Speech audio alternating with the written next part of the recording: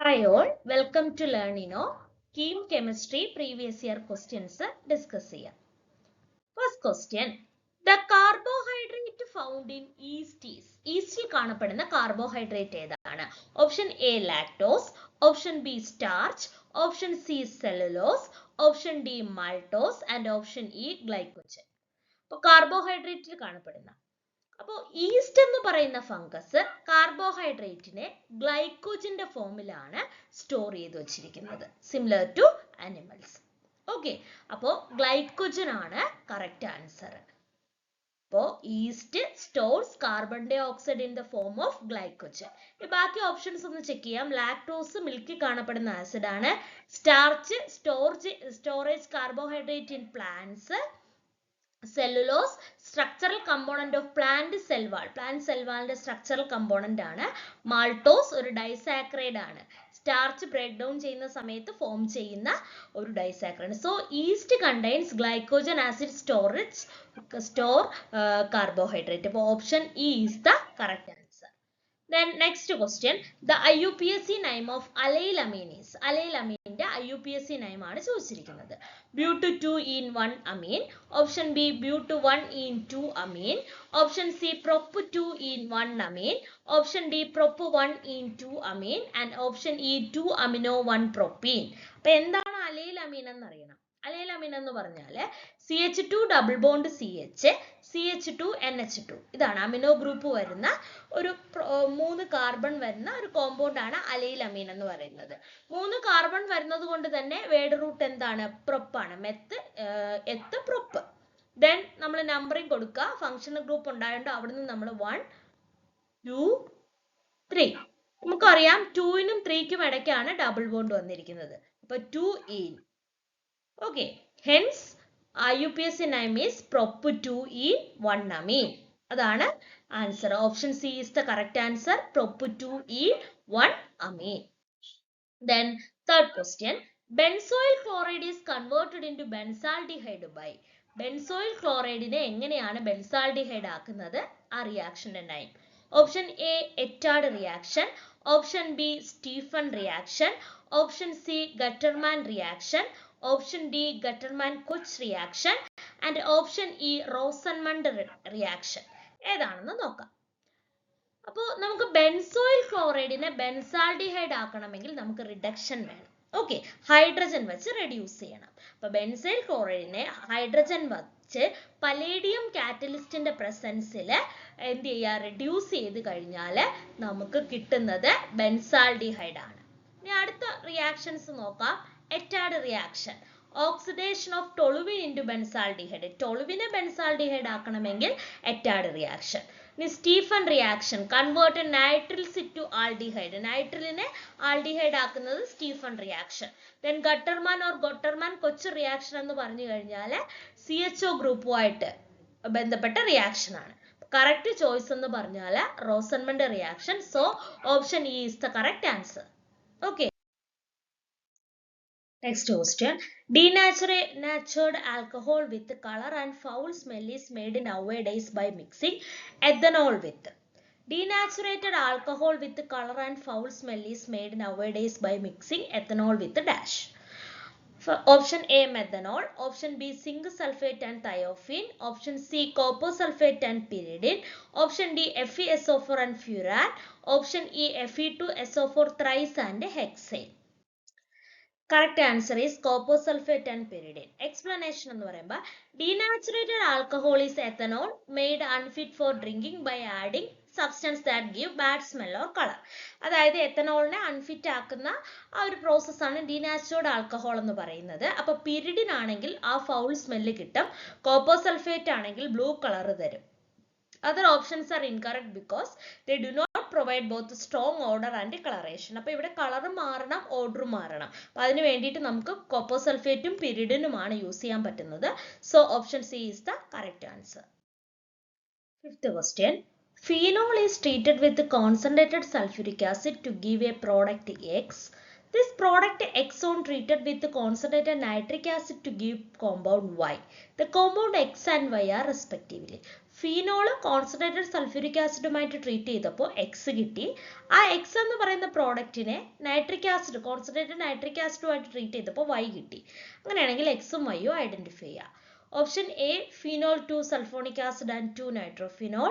Option B, phenol 2 sulfonic acid and 4 nitrophenol. Option C, phenol 2 sulfonic acid mixture of 2 nitrophenol and 4 nitrophenol. Option D, phenol 2,4 disulfonic acid mixture of 2 nitrophenol and 4 nitrophenol. Option E, phenol 2,4 disulfonic acid and picric acid. അപ്പോൾ ഇതിൽ ഏതാണ് answers എന്ന് നോക്കാം.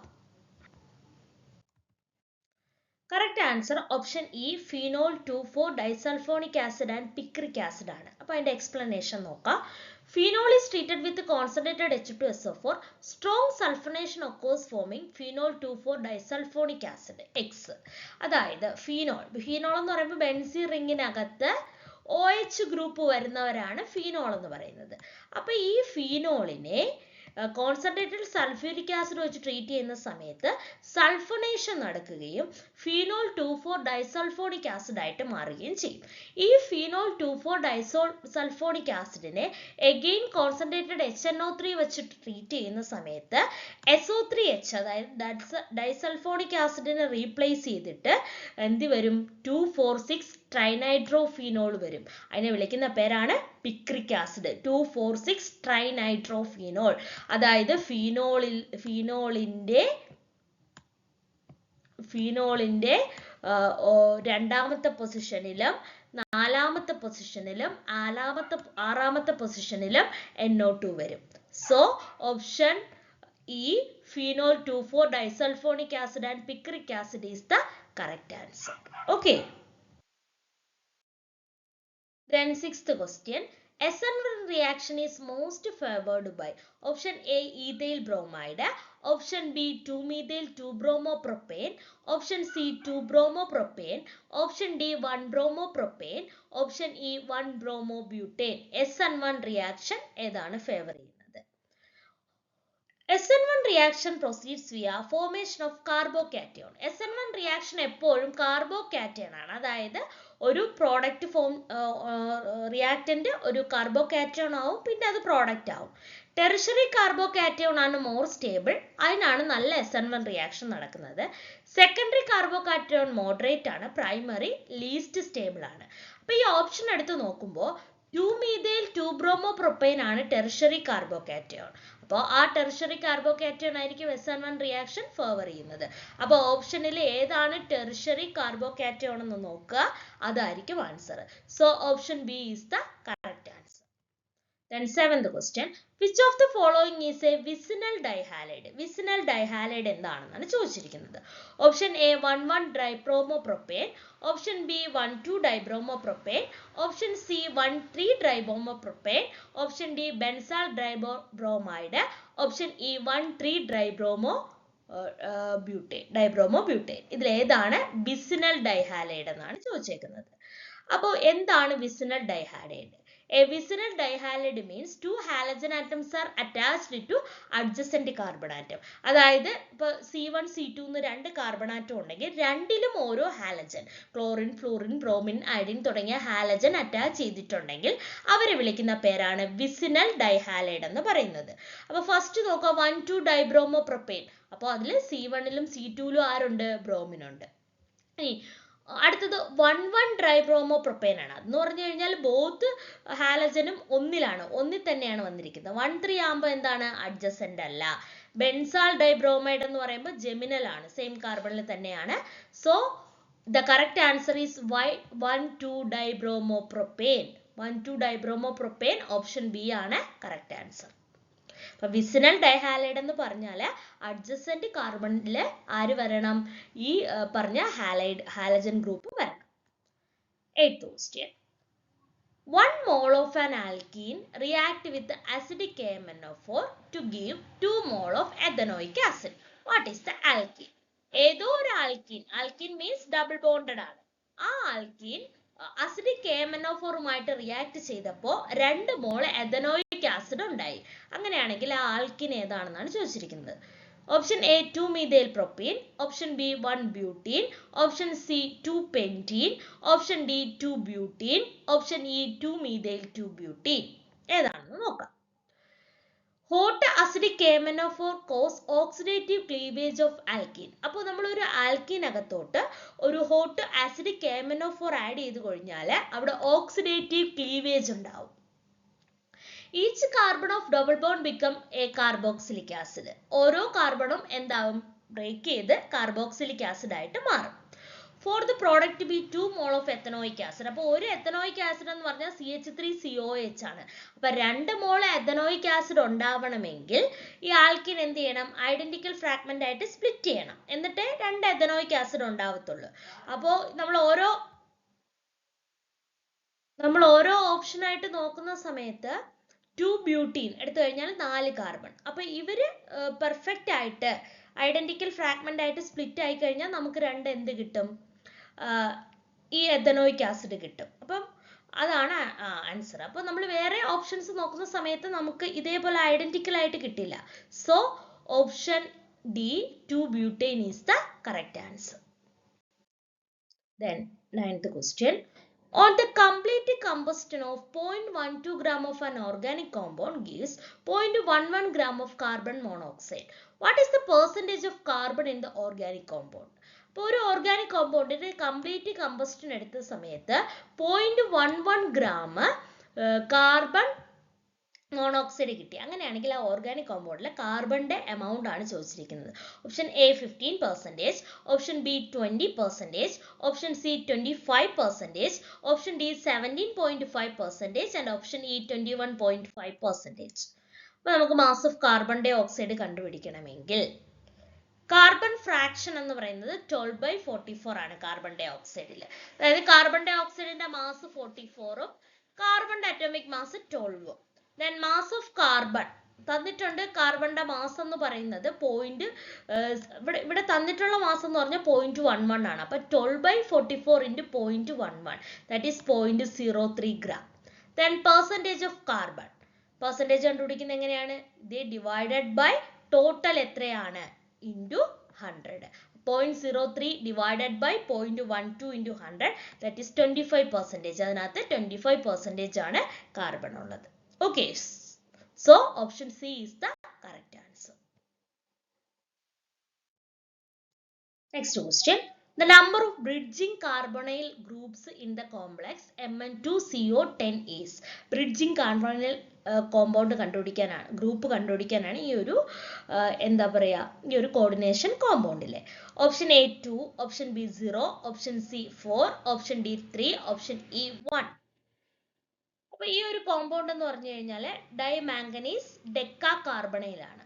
Okay, 2 മാംഗനീസും 5ഉം 5 into 2 10 ഡെക്കാ കാർബണൈലുമാണ് ഉള്ളത്. All CO ligands are terminal carbonyl attached to a single Mn atom. ഇതില് ഓരോ carbonyl ലിഗാൻസും ഒരു single Mn ആറ്റവുമായിട്ട് എന്ത് ചെയ്തിട്ടുണ്ട്? അറ്റാച്ച് ചെയ്തിട്ടുണ്ട്. അപ്പൊ അവിടെ എന്തില്ല? അങ്ങനെയുള്ള അറ്റാച്ച്മെന്റേ ഉള്ളൂ. അവിടെ എന്തില്ല? ബ്രിഡ്ജ് ഇല്ല.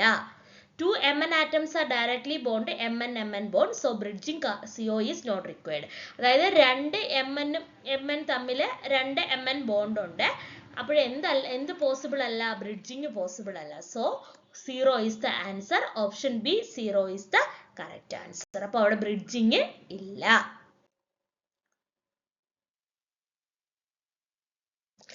Next question.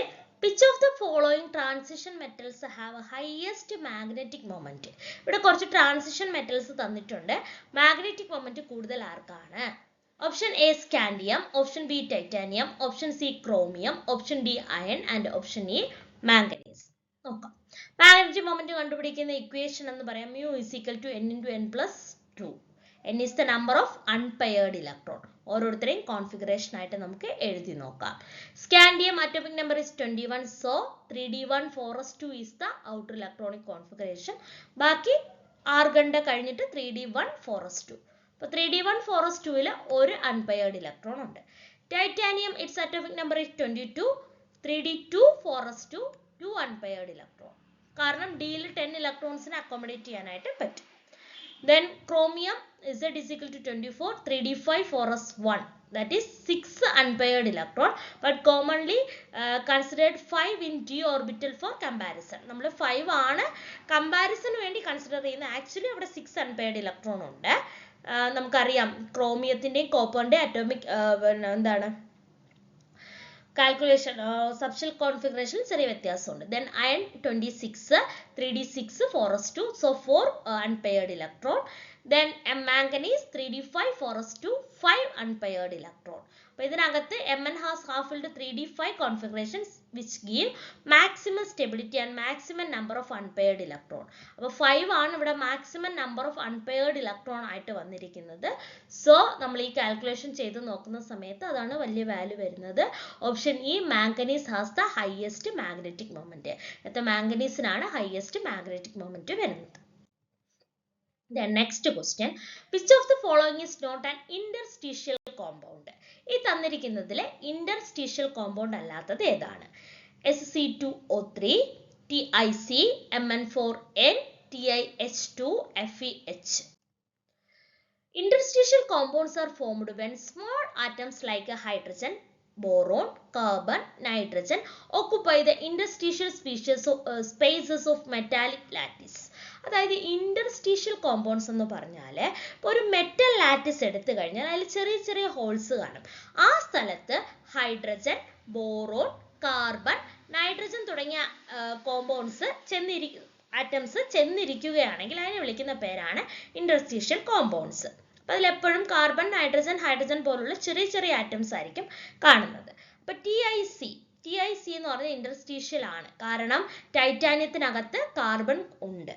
Then Mn4n അതും എന്താണ് ഇന്റർസ്റ്റീഷ്യൽ ആണ്, കാരണം മാംഗനീസിനിടയ്ക്ക് നൈട്രജൻ ഉണ്ട്. TiH2 അതും ഇന്റർസ്റ്റീഷ്യൽ ആണ്, ടൈറ്റാനിയത്തിനകത്ത് ഹൈഡ്രജൻ ഉണ്ട്. Then FeH അതും ഇന്റർസ്റ്റീഷ്യൽ ആണ്. പക്ഷേ Sc2O3 അത് ഇന്റർസ്റ്റീഷ്യൽ അല്ല. ഇന്റർസ്റ്റീഷ്യൽ ആവണമെങ്കിൽ ഈ പറഞ്ഞ 4 ആൾക്കാരിൽ ആരെങ്കിലും ഇതിനിടയ്ക്ക് വരണം. So option A Sc2O3 is the correct answer. അപ്പോൾ നമ്മൾ പഠിക്കേണ്ടതെന്ന് പറഞ്ഞാൽ ഇന്റർസ്റ്റീഷ്യൽ കോമ്പൗണ്ട് എന്താണെന്ന് അറിഞ്ഞിരിക്കണം. Okay. Next question, Cr2O7 2 minus plus XH plus Y electron gives 2Cr3 plus ZH2O. Values of X, Y and Z are. Option A 6, 7 and 14. Option B 7, 6 and 14. Option C 14, 6 and 7. Option D 14, 7 and 6. Option E 6, 12 and 7. This is the reduction of dichromate ion in the acidic medium. നമ്മൾ acidic mediumത്തിലുള്ള reduction ഒക്കെ മുന്നേ പഠിച്ചിട്ടുള്ളതാണ്. ഡൈക്രോമേറ്റിന്റെ acidic mediumത്തിലുള്ള reduction equation ആണ് ഈ തന്നിരിക്കുന്നത്. So X is equal to 14, Y is equal to 6 and Z is equal to 7. Option C is the correct answer. Option C ആണ് correct answer ആയിട്ട്. Okay, acidic mediumത്തിലുള്ള ഡൈക്രോമേറ്റിന്റെ reduction ആണ് കൊടുത്തിരിക്കുന്നത്. 14th question, which of the following 3D transition metals has +5 state and has the most stable state? ഈ transition മെറ്റലിൽ +5 state ഏതിലാണ്? Option A titanium, option B vanadium, option C manganese, option D nickel and option E silver. Vanadium is commonly shows +2 to +5 oxidation state. വനേഡിയത്തിനാണ് +2 മുതൽ +5 വരെ oxidation state കാണിക്കാൻ പറ്റുന്നത്. Titanium എപ്പോഴും +4 ആണ് പ്രിഫർ ചെയ്യുന്നത്. മാംഗനീസ് +2 to +2 ആൻഡ് +7 സ്റ്റേറ്റ് ആണ്. Nickel +2, silver +1. So option B, vanadium is the correct answer. Vanadium has the most stable +5 oxidation state. But transition 3D metals le vanadiumത്തിനാണ് +5 oxidation state കാണിക്കുന്നത്. Next question, the binary liquid mixture that have positive deviation from Raoult's law is.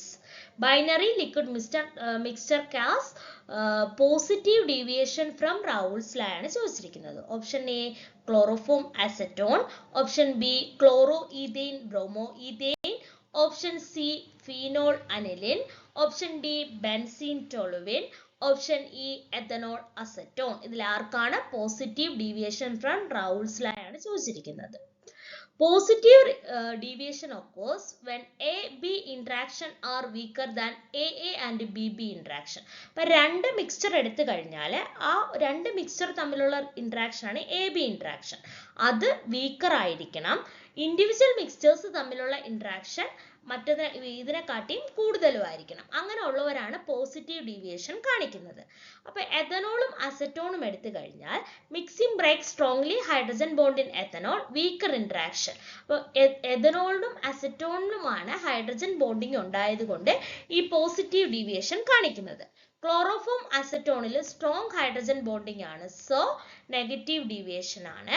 Phenol അനിലിനും strong interaction ആണ്, negative deviation ആണ്. Benzene toluene nearly ideal ആണ്. ബെൻസീനും ടൊളുവിനും എപ്പോഴും ideal ആണ്. Chloro ഈഥേനും ബ്രോമോ ഈഥേനും നിയർലി ഐഡിയൽ ആണ്. So option E, ethanol and acetone shows positive deviation.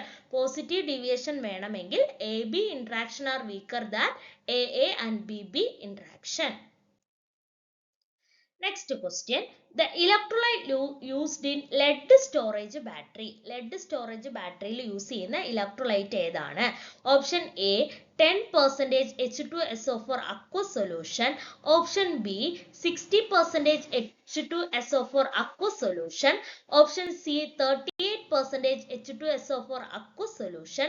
Option D, 38% HCl aqueous solution. Option E, 60% HCl aqueous solution. അപ്പോൾ ഇതിലെ കറക്റ്റ് ആൻസർ എന്ന് പറഞ്ഞാൽ option C, 38% H2SO4 aqueous solution ആണ്. കാരണം ഒരു ലെഡ് സ്റ്റോറേജ് ബാറ്ററിയിൽ ഇലക്ട്രോലൈറ്റ് ആയിട്ട് എടുക്കുന്നത് സൾഫ്യൂരിക് ആസിഡിനെയാണ്. ഏത് ബാറ്ററി എടുത്താലും ഒരു ആനോഡ് കാണും, ഒരു കാഥോഡ് കാണും, ഒരു ഇലക്ട്രോലൈറ്റ് കാണും. ലെഡ് സ്റ്റോറേജ് ബാറ്ററിയിൽ ഇലക്ട്രോലൈറ്റ് സൾഫ്യൂരിക് ആസിഡ് ആണ്. About 38% concentration is ideal because it provide good conductivity. അപ്പോൾ ഒരു 38% കോൺസെൻട്രേഷൻ ഐഡിയൽ ആണ്, കാരണം നല്ല കണ്ടക്ടിവിറ്റിക്ക് അത് ബെറ്റർ റിയാക്ഷനും ഒക്കെ അത് സഹായിക്കുന്നു. Too dilute or too concentrated solution reduce efficiency and damage battery. ഇപ്പോൾ സൾഫ്യൂരിക് ആസിഡിന്റെ നല്ല കോൺസെൻട്രേറ്റഡ് എടുത്താലും നല്ല ഡൈലൂട്ട് എടുത്താലും പ്രശ്നമാണ്, കാരണം ബാറ്ററി ഡാമേജിന് കാരണമാകും. Okay, so option C is the correct answer.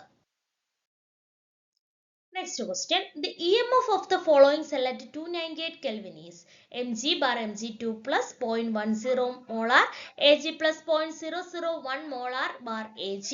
Given E0 cell is equal to 3.17 volt. 2.303 RT by F is equal to 0.06 volt. ഇത് നമ്മുടെ നേൺസ്റ്റ് ഇക്വേഷനുമായിട്ട് റിലേറ്റ് ചെയ്തിട്ടുള്ള ഒരു ക്വസ്റ്റ്യൻ ആണ്. ഒരു സെല്ല് തന്നിട്ടുണ്ട്, E0 സെല്ല് തന്നിട്ടുണ്ട്, EMF കണ്ടുപിടിക്കാനാണ്. Option A 3.32 volt, option B 2.96 volt, option C 3.02 volt, option D 3.72 volt, option E 3.47 volt.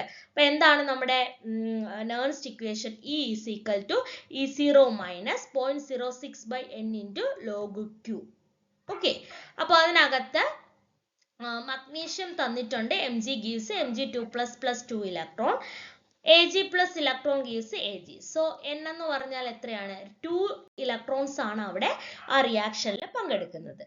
So overall reaction എഴുതി ബാലൻസ് ചെയ്തു. Mg plus 2 Ag plus gives Mg2 plus 2 Ag. അതായത് magnesium 2 ഇലക്ട്രോണിനെ വിട്ടുകൊടുക്കും, ആ ഇലക്ട്രോണിനെ silver സ്വീകരിക്കും. അപ്പം അവിടെ സിൽവറിന് ഒരു ഇലക്ട്രോണിനെ സ്വീകരിക്കാൻ പറ്റത്തുള്ളൂ, സോ നമ്മൾ 2 ഇട്ട് ബാലൻസ് ചെയ്ത് കൊടുത്തു. അപ്പൊ നമുക്ക് റിയാക്ഷൻ കോഎഫിഷ്യന്റ് കണ്ടുപിടിക്കാം. പ്രോഡക്റ്റിന്റെ കോൺസെൻട്രേഷൻ ഡിവൈഡഡ് ബൈ റിയാക്ടന്റിന്റെ കോൺസെൻട്രേഷൻ. പ്രോഡക്റ്റിന്റെ കോൺസെൻട്രേഷൻ 0.10 ക്വസ്റ്റ്യനിലുണ്ട്, മഗ്നീഷ്യത്തിന്റെ, സിൽവറിന്റെ 0.001. ഇവിടെ സ്ക്വയർ വരാൻ കാരണം നമ്മളിപ്പോ ഇവിടെ ഒരു ഇക്വേഷൻ എടുത്തപ്പോൾ 2Ag എന്ന് പറഞ്ഞു, അത് സ്റ്റോഷിയോമെട്രിക് കോഎഫിഷ്യന്റ് ആണ്.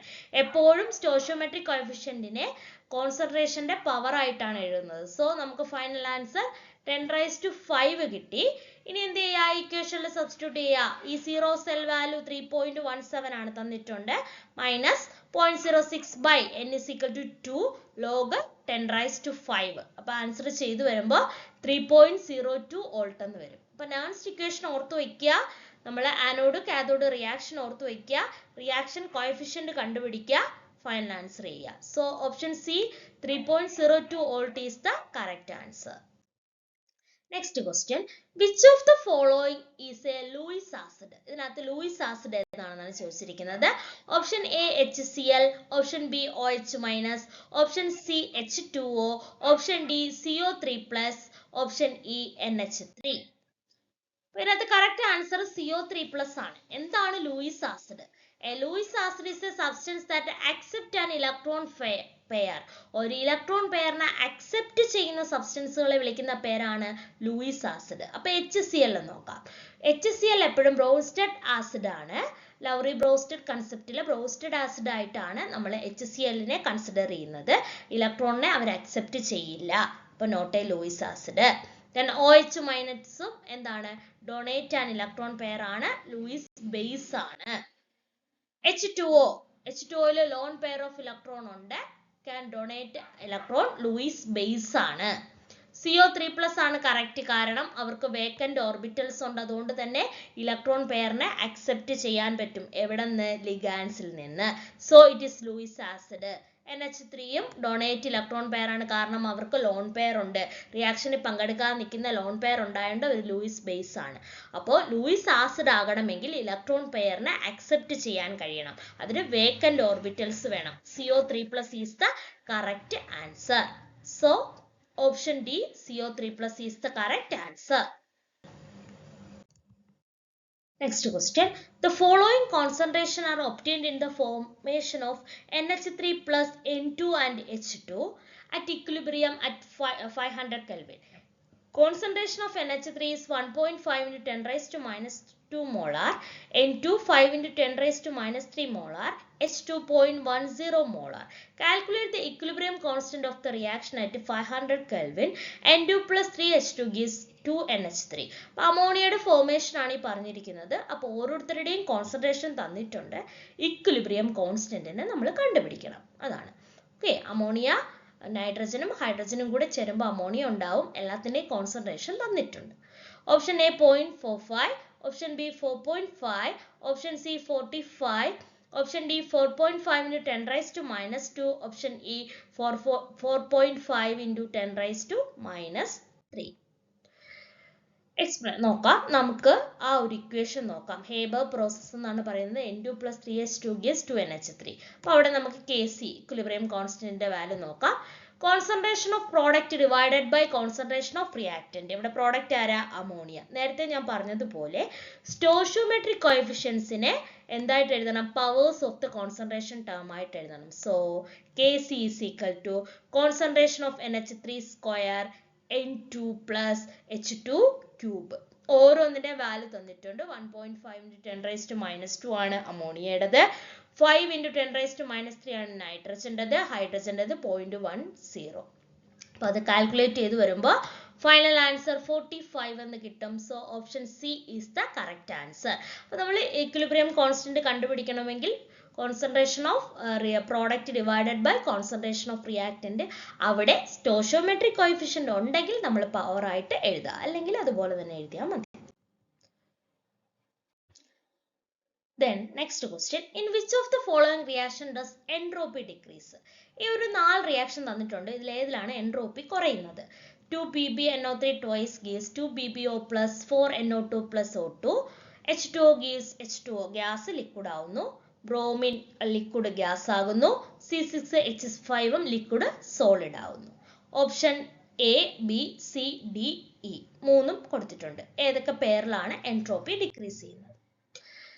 Entropy is a measure of degree of disorder or randomness. Disorder, randomnessനെയാണ് എൻട്രോപ്പി പറയുന്നത്. ഫസ്റ്റ് കേസിൽ സോളിഡ് ഗ്യാസ് ആവുകയാണ്. അപ്പൊ ഡിസോർഡർ എന്ത് ചെയ്യുക? കൂടുകയാണ്. അതായത് സോളിഡിൽ വെൽ അറേഞ്ച്ഡ് ആണ് ആറ്റംസ്, അത് ഗ്യാസ് ആകുമ്പോഴെന്ത് ചെയ്യും? ഡിസോർഡർ കൂടും. സോ എൻട്രോപ്പി കൂടും. ഇനി ഗ്യാസ് ലിക്വിഡ് ആവും, മോളിക്യൂൾ കുറച്ചും കൂടെ ഓർഡേർഡ് ആവും, അപ്പൊ എൻട്രോപ്പി കുറയും. ലിക്വിഡ് ഗ്യാസ് ആവും, അപ്പോഴും എൻട്രോപ്പി കൂടും, ഡിസോർഡർ ആവും. ലിക്വിഡ് സോളിഡ് ആവും, എൻട്രോപ്പി എന്ത് ചെയ്യാണ്? കുറയാണ്, കാരണം കുറച്ചും കൂടെ ഓർഡർ ആവും. അപ്പോൾ എൻട്രോപ്പി കുറയണമെങ്കിൽ ഗ്യാസ് ലിക്വിഡ് ആവുകയോ ലിക്വിഡ് സോളിഡ് ആവുകയോ ചെയ്യണം. So correct answer is option 2ഉം 4ഉമാണ്. അതായത് option E is the correct answer. അപ്പൊ എൻട്രോപ്പി കുറയണമെങ്കിൽ ഒരു അറേഞ്ച്മെന്റ് വരണം.